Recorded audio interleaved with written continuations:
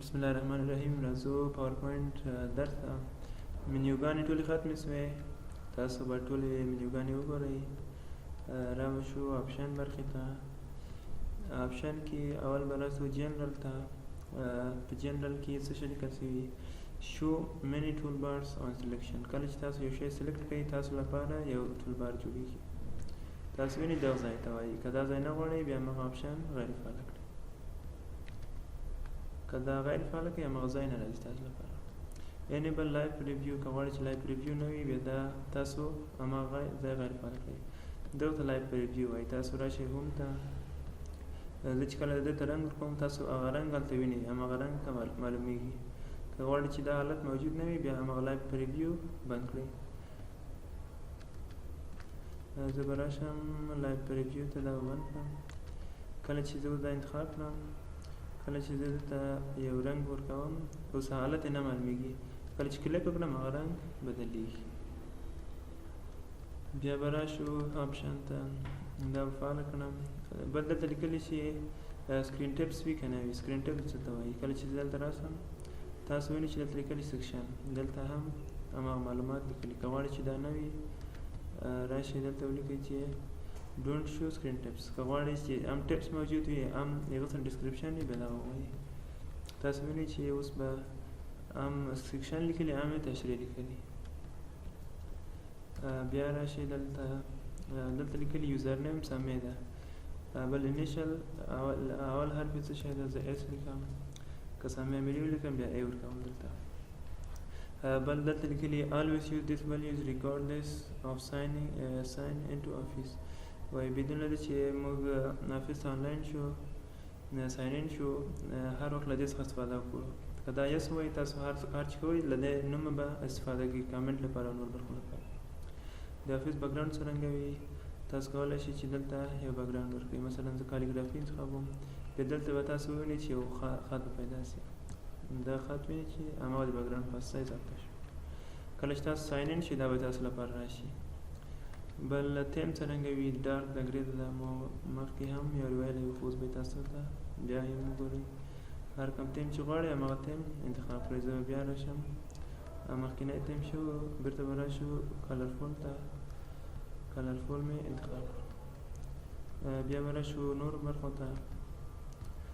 بل په جنرال کې دلته لیکلي ډیفالټ پروګرامز. ډیفالټ پروګرام دلته وایي چې کله تاسو پریزنټیشن ولرئ څه شي د پریزنټیشن مربوط وي هغه غواړئ چې پاورپوینټ په واسطه خلاص کړئ، دا به ډیفالټ پروګرام واسطه انتخابېږي. تاسو ورشئ په وینډوز کې هم ډیفالټ پروګرامز لیکلي په کنټرول پینل کې، له هغه ځای هم کولی شئ چې دا کار ترسره کړئ.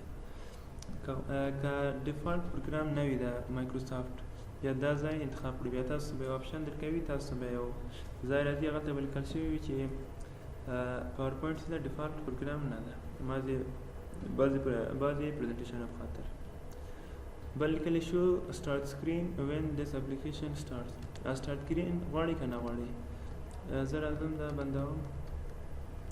اوس سټارټ سکرین شته، هماغه ویلکم سکرین چې ده دا سکرین غواړئ که نه غواړئ؟ که نه غواړئ بیا راشئ دلته آپشن ته.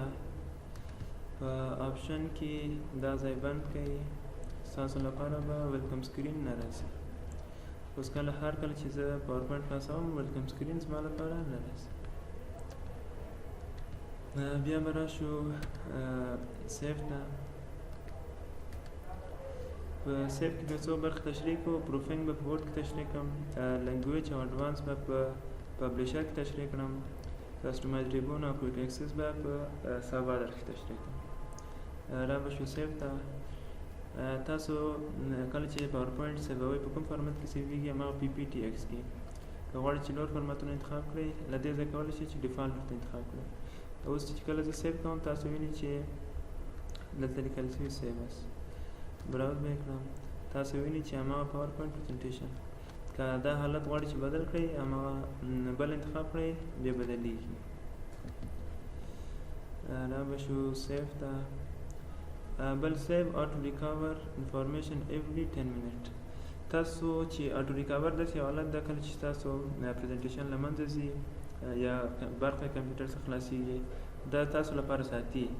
دا هر 10 دقیقې بعد ستاسو پریزنټیشن که تاسو وغواړئ که نه وغواړئ سیو به وي که په آخر کې تاسو سیو کړو بیا د له دې څخه باقیږي که تاسو سیو نه کړو بیا د خپله ساتي بیا کله چې تاسو ریکوري ته راشئ بیا له دې ځای څخه راشئ دلته انفو ته راشئ دلته راشئ کوم پریزنټیشن چې ریکوري حالت کې وي هغه به دلته تاسو ته پروت تاسو یې راواخلئ